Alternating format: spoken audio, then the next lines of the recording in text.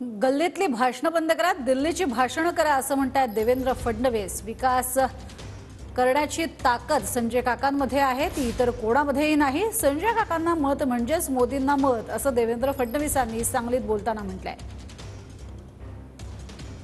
निवडणूक नाही आहे, दिल्लीची निवडणूक आहे। गल्लीचे भाषण बंद करा आणि दिल्लीकडे एकदा बघा। अरे दिल्लीवरनं या ठिकाणी सांगलीपर्यंत जो विकास येतोय तो विकास आणण्याची ताकद ही केवळ मोदीजींमध्ये आहे आणि मोदीजींचा प्रतिनिधी म्हणून केवळ संजय काकामध्ये आहे, इतर कोणामध्ये ही ताकद नाही आहे। या ठिकाणी निवडणुकीमध्ये आपण संजय काकांच्या कमळाचं बटन ज्यावेळी दाबू, वोट काकांनाही मिळेल आणि वोट मोदीजींनाही मिळेल।